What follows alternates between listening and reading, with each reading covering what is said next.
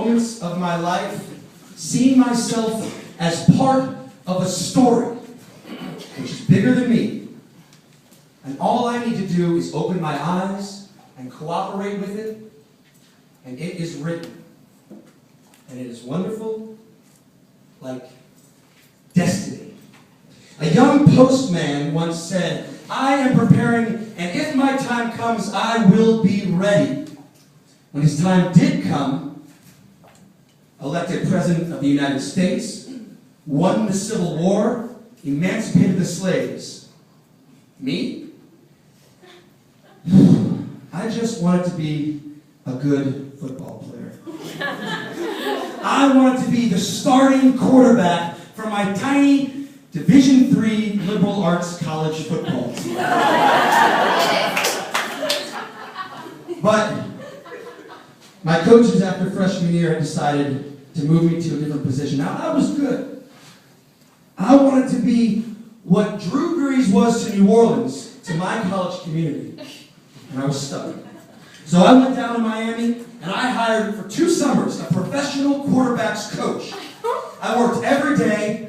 I drilled every play in the playbook. I lifted weights. I ran. I studied film. I read literature. I learned self-hypnosis. And I walked up to my coach at the beginning of the fall, and I told him my time had come. But he never gave me a shot. Didn't even take a look at me. Just passed me aside. And so I had to hang up my pads. 6 years later, I arrived in Holland to study public international law at The Hague. And the first thing I learned that surprised me about Holland was that they had a semi-professional American football league there. And that the local team had just made the playoffs. So I got on my bike, and I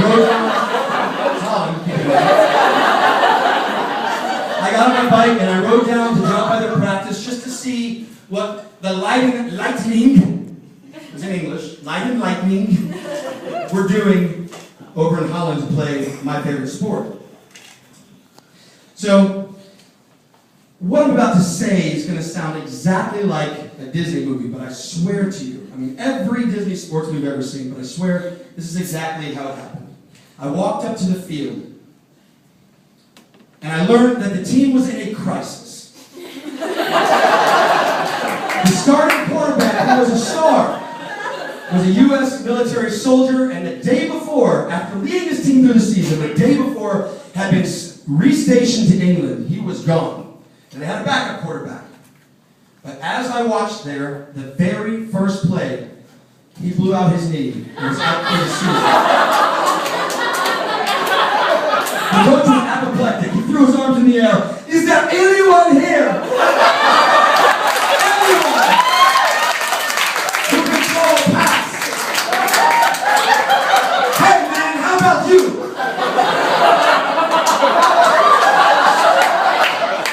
So I sauntered over casually. I picked up that football, and I let that sucker fly.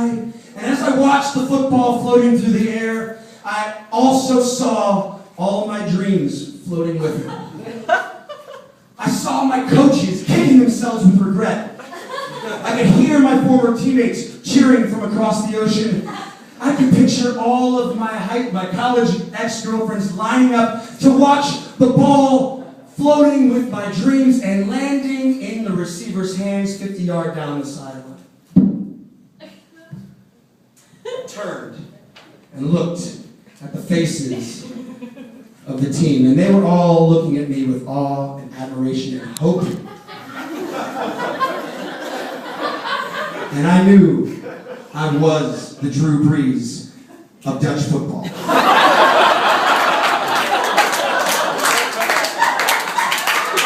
This, I thought, is how my story is written. So, we went right to work. Right to work. I ran that team into the ground all week in practice. We were going to do this right. I rewrote the playbook. I got them, completely moved them around in different positions.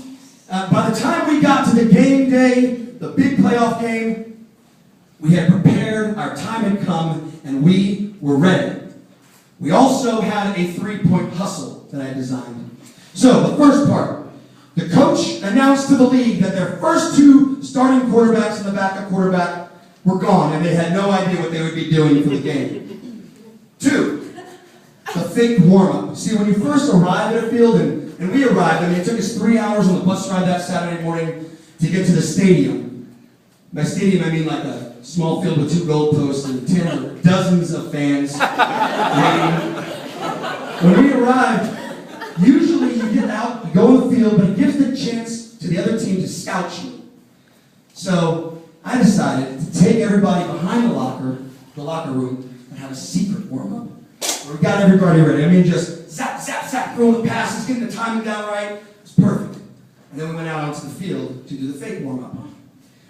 I had grown a 1-week pubescent mustache. I had aviator sunglasses, and I was smoking a cigarette between every floppy, ugly pass I could possibly make.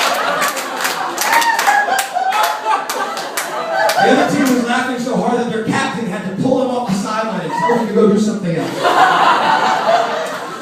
But they were falling right into the trap because they had no. I designed the perfect trick play. Now see, their team captain was serious. He had played NFL in Europe, he had led the league in interceptions every year, and he was super aggressive. I mean, he was a Goliath. And he was known for anticipating where the ball would be thrown by watching the quarterback's eyes and by watching where the receivers were coming from, and he was always there, waiting for the ball magically to make an interception. So I took advantage of that. On the very first play, we got the kickoff, we lined up under center. I looked at my teammates, gave a little wink, looked at Goliath and feigned fear in my eyes.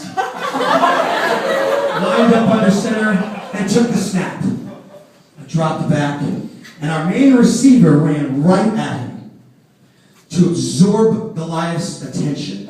He was our decoy. What Goliath saw was my eyes coming at him, this receiver going straight towards him, and he bit. I mean, it was perfect. Because what he didn't see was that on the far sideline, our 17-year-old speedster, I should have probably mentioned this team was made up of people ages 17 to 55, was tearing down the sideline. And he was wide open. Wide open. Haven't you had this experience? I have had moments in my life where I have seen myself as part of a story that is bigger than me. All I have to do is open my eyes and cooperate with it, and it is written.